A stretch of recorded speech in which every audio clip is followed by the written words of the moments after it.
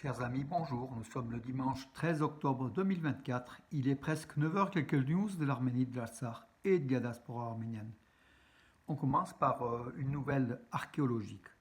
Découverte archéologique majeure en Arménie. Une équipe arméno-allemande de l'université de Münster, en Allemagne,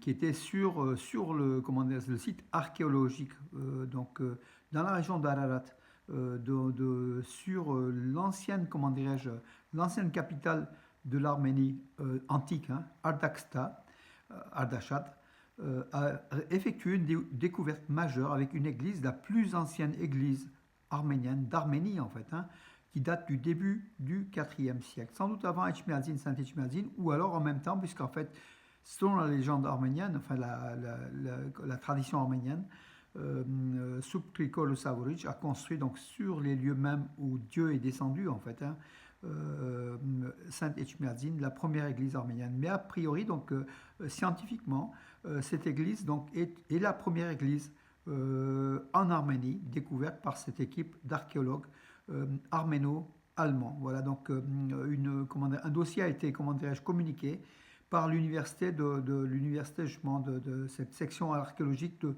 l'université de Münster. Donc la découverte conjointe de l'équipe arméno-allemande dans la ville antique d'Ardaksta. Donc les plans ont été établis de cette église-là qui a quand même des dimensions importantes et qui prouve que c'est l'une des premières églises en Arménie, du christianisme primitif en Arménie, donc datant du début du IVe siècle. Tout a été communiqué par les Allemands, l'équipe franco-allemande. Hein, voilà.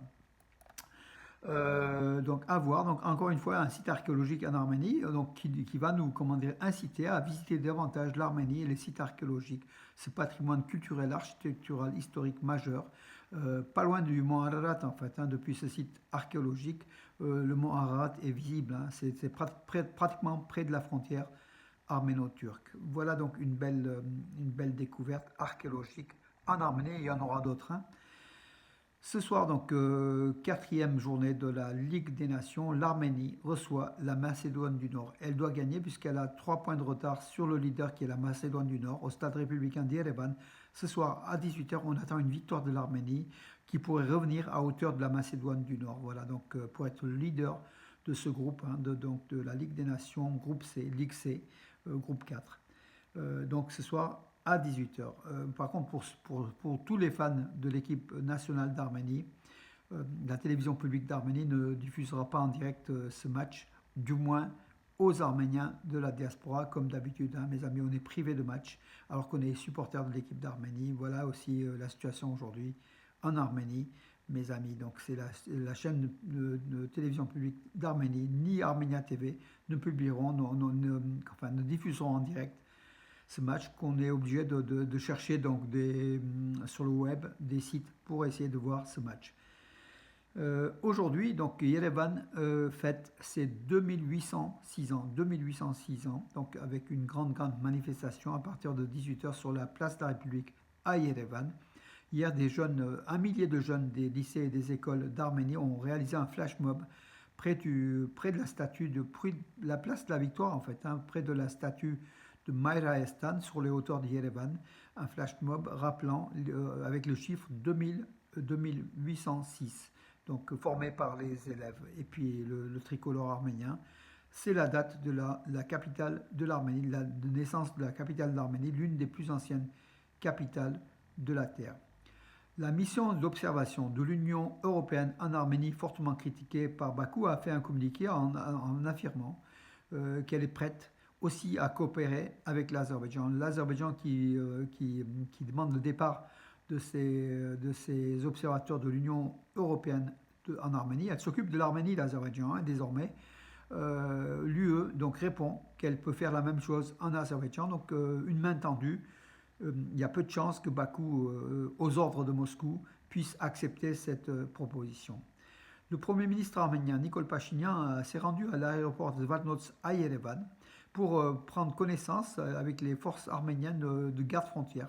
Depuis le départ des Russes, hein, les Russes sont partis, ils étaient là depuis l'indépendance de l'Arménie, à la frontière de l'Arménie sur l'aéroport de Zvartnots international à Yerevan.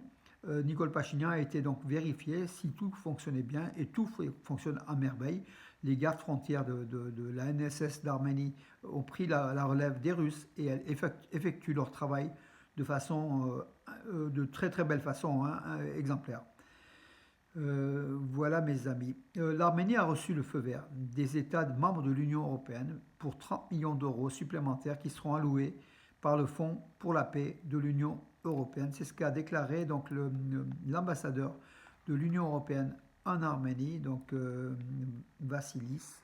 Alors, j'ai toujours recommandé, je les retiens moins, Vassilis Maragos, voilà, l'ambassadeur de l'Union européenne en Arménie, a affirmé que l'Arménie a reçu déjà 10 millions du Fonds pour la paix et va recevoir 30 millions supplémentaires prochainement.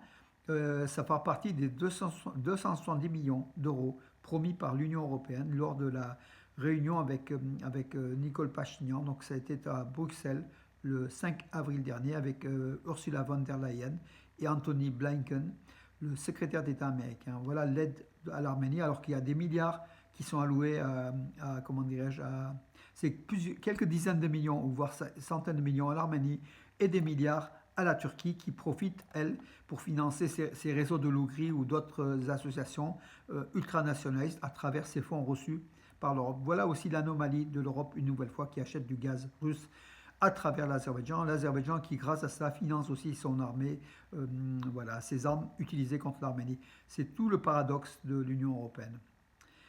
La légende du football soviétique, l'Arménien Nikita Simonian, a fêté ses 98 ans. 98 ans pour c'est l'anniversaire de celui qui a été champion olympique avec l'équipe de l'Union soviétique à Melbourne en 1956, hein, en football. Il a disputé 20 matchs au sein de la sélection de l'URSS, Nikita Simonian. Voilà. Et puis il a disputé des centaines et des centaines de matchs avec le Spartak de Moscou notamment. Il a entraîné l'Ararat Yerevan en 1973, l'équipe fabuleuse qui a gagné la coupe et le championnat donc, du RSS de football.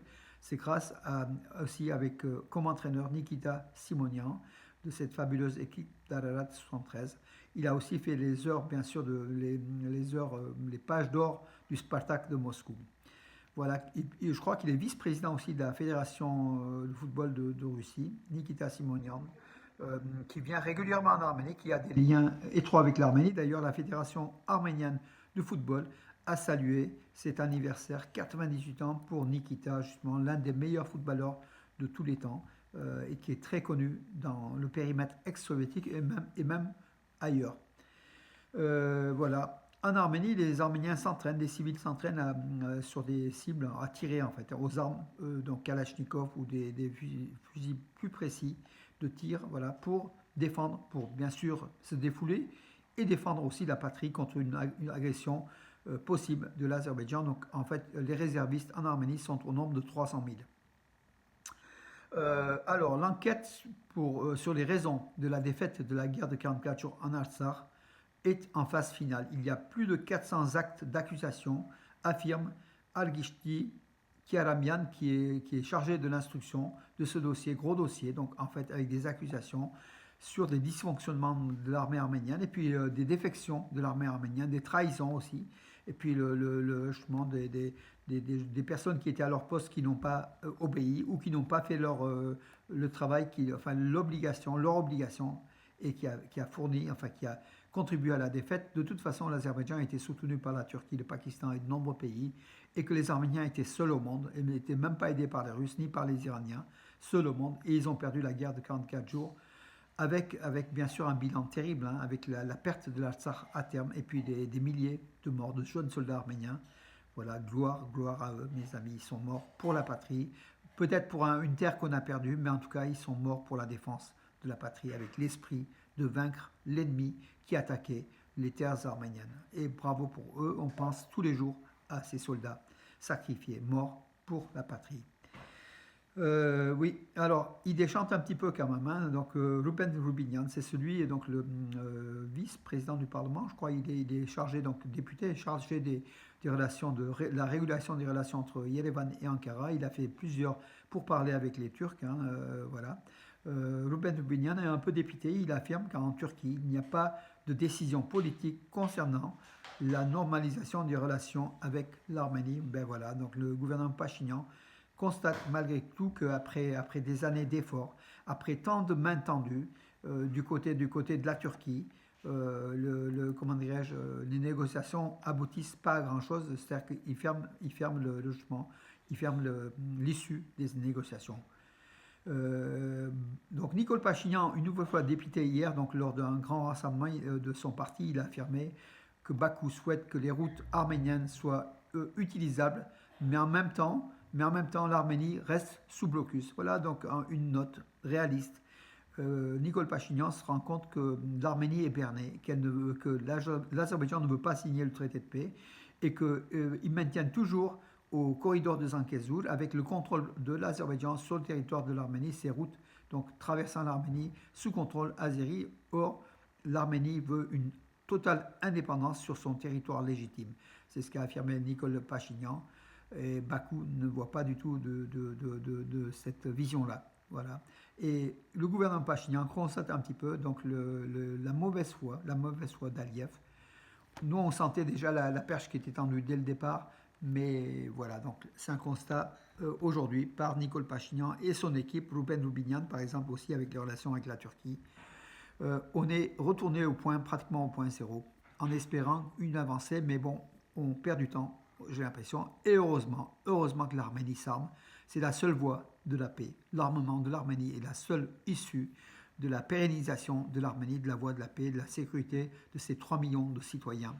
Voilà, mes amis, pour aujourd'hui. Je vous donne rendez-vous à demain. Moi, tout à l'heure, donc, je ferai une vidéo en direct de l'église apostolique arménienne Saint-Nicolas de Roman, 10h30, une messe avec le père Roussik Sarkisian. Voilà, mes amis. Sinon, à demain, et puis ce match à 18h, en espérant une victoire de l'Arménie qui nous ferait bien plaisir, tout simplement. Bon dimanche.